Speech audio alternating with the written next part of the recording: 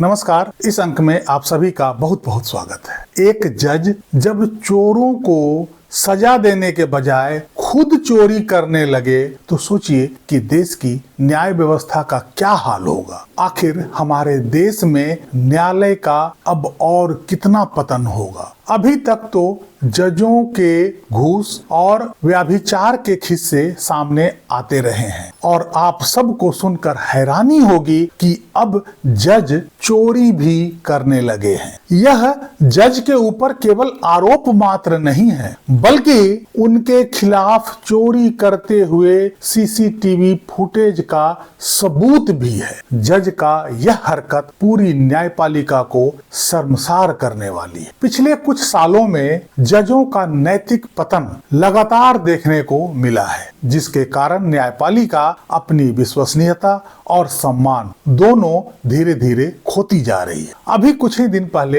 एक जज की घटना आई जो एक ट्रेन के एसी बोगी में सफर कर रहे थे।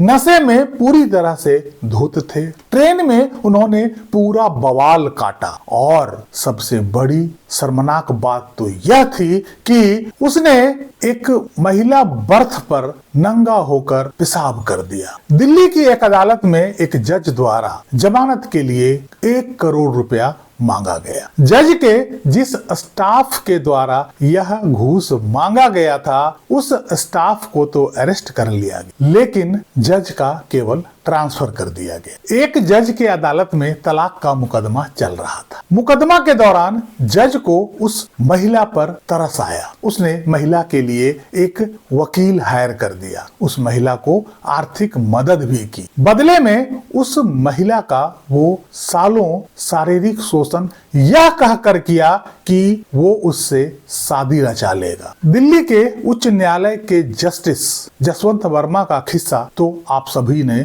सुना ही होगा, जिनके घर से करोड़ों रुपए का बंडल जले और अधजले के रूप में बरामद हुआ। उस जज को दिल्ली हाई कोर्ट से इलाहाबाद हाई कोर्ट ट्रांसफर कर दिया गया और आज भी वो चौड़े होकर वहां जज बना हुआ है। पूरी सैलरी और न्यायाधीश की सारी सुविधाओं का उपभोग कर रहा है। इसके लिए सुप्रीम कोर्ट ने 3 जजों की एक कमेटी बनाई थी। कमेटी ने भी उस जज के ऊपर लगे आरोप की पुष्टि की। बावजूद इसके आज तक उस जज के ऊपर कोई एफआईआर नहीं हुआ, न ही किसी स्वतंत्र एजेंसी के द्वारा इस घटना की जांच की गई। दिल्ली हाई कोर्ट में ही एक जज हुआ करते थे जिनका नाम था जस्टिस सम्मित मुखर्जी। उनका दिल्ली के एक बड़े बिल्डर के साथ बड़ी साठगांठ थी, जहां से उन्हें करोड़ों रुपया मिलता और बदले में उस बिल्डर को मनमाना आदेश कोर्ट से पास किया जाता था। यही नहीं, उस जज साहब को नई नई युवतियों का बड़ा शौक था और इन युवतियों को जज साहब उस बिल्डर के यहाँ से मंगवाते। जज साहब ने इसके लिए एक कोड वर्ड बनाया था, जिस कोड वर्ड का नाम था जापानी समोसा। जब भी जज साहब की इच्छा होती थी वो उस बिल्डर को फोन करके जापानी समोसा मंगवा लेते और वो बिल्डर जज साहब के इच्छा के अनुसार उनके यहाँ नई नई युवतियां सप्लाई करता था। उस जापानी समोसे वाले जज साहब आज खुलेआम घूम रहे हैं। इस घटना का घटे 25 साल हो गए, लेकिन आज तक उस केस में निर्णय नहीं आया है। लगता है अदालत उनके निधन का इंतजार कर रहा है, क्योंकि निधन के बाद वह केस स्वतः ही समाप्त हो जाएगा। ये तो कुछ गिने चुने किस्से हैं जो मैंने आपको बता दिया। यदि आप गूगल को खंगालेंगे तो ऐसे सैकड़ों किस्से मिल जाएंगे जिस पर विश्वास करना कठिन होगा। यह है हमारी न्यायपालिका की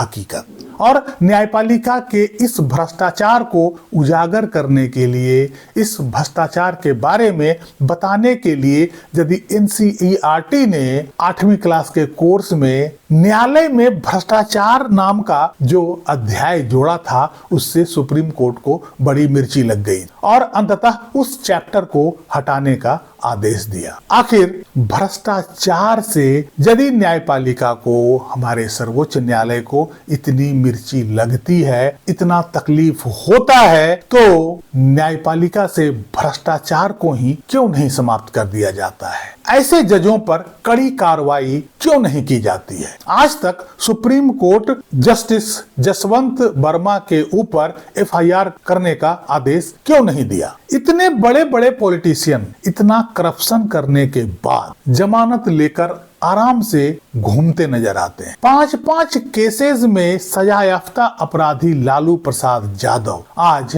जमानत पर खुलेआम घूम रहे हैं, मौज कर रहे हैं। उन्हें कुल सजा अभी तक 36 साल की दी जा चुकी है, लेकिन उनके सेहत पर कोई फर्क नहीं पड़ता। आखिर क्या यह सुविधा आम लोगों के लिए भी उपलब्ध है? यदि यह सुविधा केवल खास लोगों के लिए है तो इसके पीछे कारण क्या है? इसी क्रम में पंजाब के पटियाला में एक बेहद चौंकाने वाला मामला सामने आया है। संगरूर जिले में नियुक्त एक अतिरिक्त जिला न्यायाधीश अचानक बीमार पड़ जाते हैं। उन्हें अस्पताल में भर्ती की जाती है और 1 अगस्त 2025 को उनका निधन हो जाता है। वो घर पर अकेले रहते थे। उनके दोनों बेटे कनाडा में सेटल्ड थे। उसी रात उनके जूनियर सिविल जज विक्रमदीप सिंह कुछ लोगों के साथ मिलकर उनके घर में ताला खोलकर प्रवेश करते हैं और उनके घर में रखे नकदी, सोना चांदी और